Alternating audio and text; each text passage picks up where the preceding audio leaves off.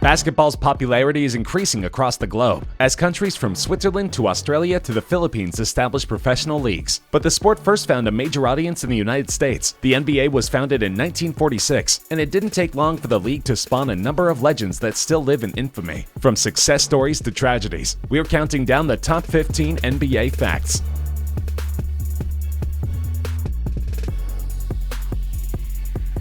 Michael Jordan is one of the most iconic figures in sports. With the Chicago Bulls, he won 6 NBA championships and was named the league's most valuable player 6 more times. He's also famous for his hugely successful shoe imprint, Air Jordan. So it might come as a surprise that his basketball career was in direct conflict with his clothing line for a number of years. Back in 1984, the NBA's dress code was extremely strict. Players were mandated to wear black and white shoes in addition to their league-issued jerseys. That made it especially rebellious when Jordan started wearing black and red Nikes to games. NBA Commissioner David Stern was so furious that he immediately banned the shoes and imposed a $5,000 penalty for any player who dared to wear them. But the promotional value was too high for Nike to give up the signature shoes, so they paid Jordan's fines as he continued to wear them for the rest of the season.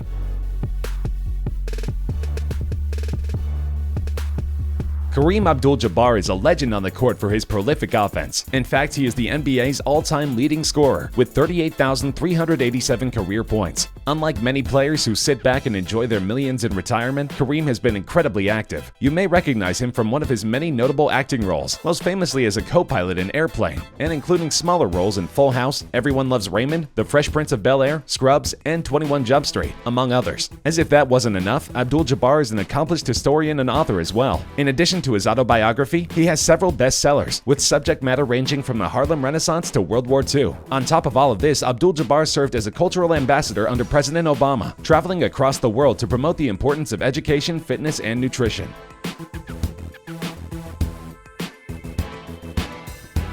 For all his impressive achievements, it seems that Kareem Abdul-Jabbar has at least one weakness. Across his 20-season career, Abdul-Jabbar only scored a single three-point shot. The shot came in 1987, just after Kareem had scored his 36,000th point in the NBA. However, it's clear that three-pointers were not Kareem's priority. In his entire NBA career, he only made 18 attempts from the three-point line. In his defense, Kareem says that players' mentality has shifted to value three-pointers more highly. He has a point. In 1985, when the Lakers won the World Championship, they only scored 90 three-pointers all season. To contrast, when the Golden State Warriors won the championship in 2015, they had scored 1,077 three-pointers collectively.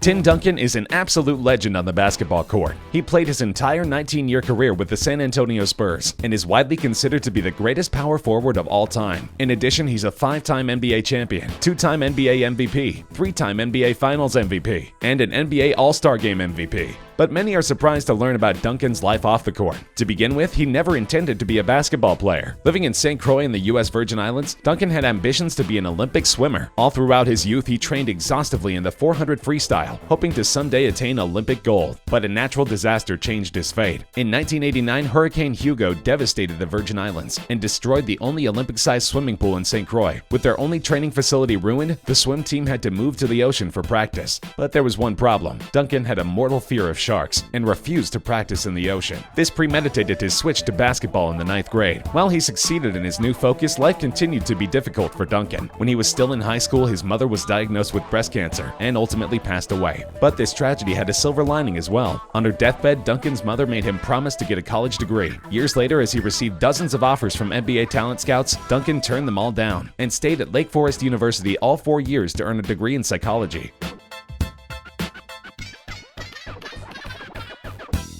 The past few years have seen a huge surge in the flat earther movement. Though the Earth was proven to be round by Aristotle almost 2,500 years ago, there are many people who claim that the theory is some sort of conspiracy. Celebrities such as Tila Tequila and Bob have made statements supporting a flat Earth theory. Unfortunately, this misinformation has also spread to Boston Celtics star Kyrie Irving. On a podcast, Irving stated, "They lie to us. From what I've been taught is that the Earth is round, but if you really think about it from the landscape of the way we travel and the way we move, can you really think of us rotating around the sun?" This sparked a major controversy and many people attacked Irving's intelligence, but he came on Jimmy Kimmel in 2018 to assert that his mind is unchanged.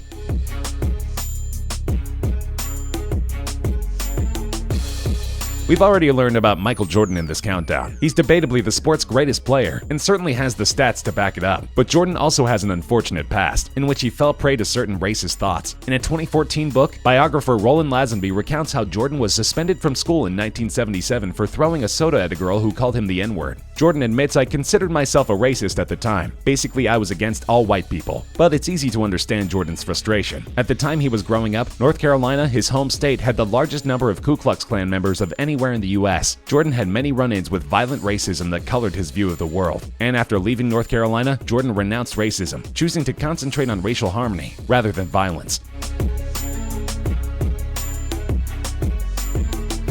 Professional sports are known for their macho culture and occasional homophobia. That made it even more significant when NBA player Jason Collins came out as gay in 2013. Not only was he the first openly gay player in the NBA, he was the first in any of the major 4 American sports. In Sports Illustrated's cover story, Collins explained that he even chose his jersey number, 98, in honor of Matthew Shepard, an openly gay man who was murdered in 1998. Of course, his announcement created controversy, but by the end of the year, Collins was featured on the cover of Time magazine's 100 Most Influential People in the World issue.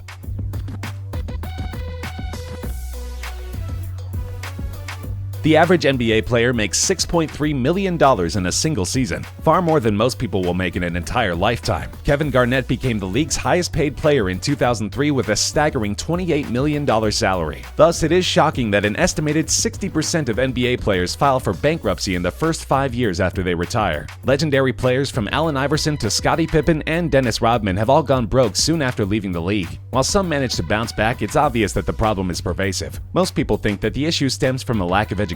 Though many players attend college, few graduate, and many of their classes are arranged as formalities by the university. Even if they receive a degree, most NBA players gain millions of dollars without even the most basic financial literacy.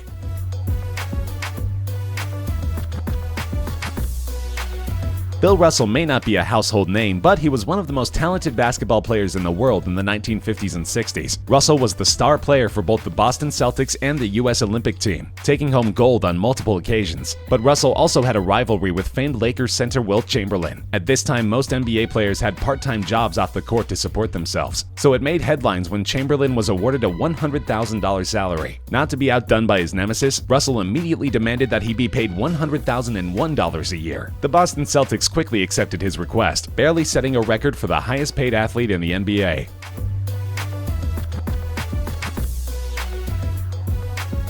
Many of us know the phrases double-double and triple-double. These terms simply refer to the accumulation of a double-digit total in one of 5 statistical categories: points, rebounds, assists, steals, or blocked shots in a single game. Double-doubles are pretty common. They usually come from points and rebounds or points and assists. Triple-doubles are rarer though. Oscar Robertson holds the NBA record with 181 triple-doubles over an entire NBA career. A quadruple-double is almost unheard of. It's only happened 4 times in NBA history, but few people know that you can actually achieve a quintuple-double, or a double-digit total in all 5 of the 5 possible statistical categories. The feat has never been accomplished in either professional or college gameplay. There are only 2 documented instances of a quintuple-double, and both were at the high school level. The first was recorded by Tamika Catchings in 1997, and the second by Amy Ortner in 2012.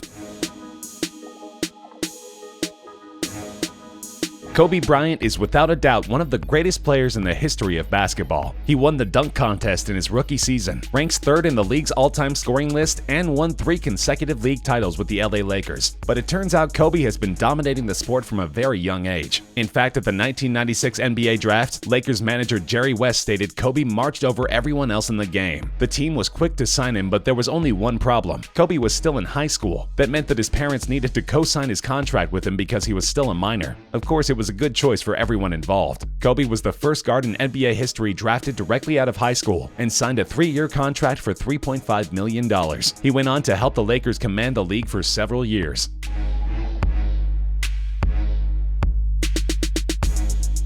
Basketball is a sport that rewards height. From a jump shot to a block, a larger stature gives you a huge advantage over your opponent, no matter how athletic they are. Some even believe that height can guarantee you a successful career in basketball. A 2012 study concluded that 17% of American males over 7 feet tall played in the NBA. So it won't shock you to learn that the league's tallest player was Manute Bol at a whopping 7'7". The Sudanese player has the 2nd most block shots of any player in NBA history, for obvious reasons. But perhaps even more amazing is Muggsy Bogues. At 5'3" 6'3" and 135 pounds, he is by far the smallest player in NBA history. But this didn't hold him back. He could dunk on a full-sized hoop and still managed to block 39 shots in his career. Bull and Bogues guarded one another on several occasions, and the discrepancy in their height seems like an optical illusion.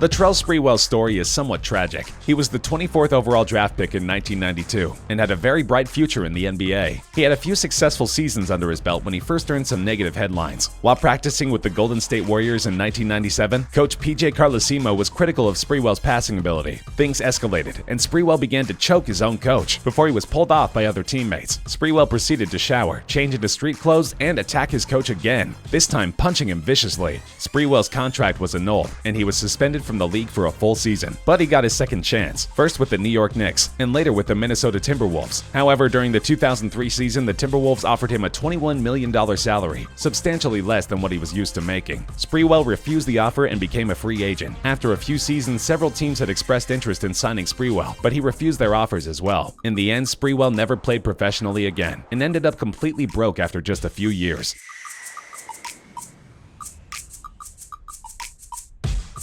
Paul Pierce is one of the greatest players in Boston Celtics history. He scored 20,000 career points and was dubbed the Truth by Shaquille O'Neal for the caliber of his gameplay. But things weren't always so easy for Pierce. In 2000, just after the end of the basketball season, Pierce was stabbed 11 times in the face, neck, and back, and had a bottle smashed over his head while at a dance club in Boston. He had to undergo lung surgery to repair the damage. Nevertheless, Pierce was the only Celtic to start all 82 games in the 2000-2001 season. Teammate Tony Batty and his brother saved him by rushing him to a nearby hospital. In 2003, 2.5 years after the attack, Pierce pledged $2.5 million to help expand the high-tech surgical center at Tufts New England Medical Center that made his recovery possible. Pierce stated, "This is an opportunity for me to give back to the hospital that was there for me when I needed it."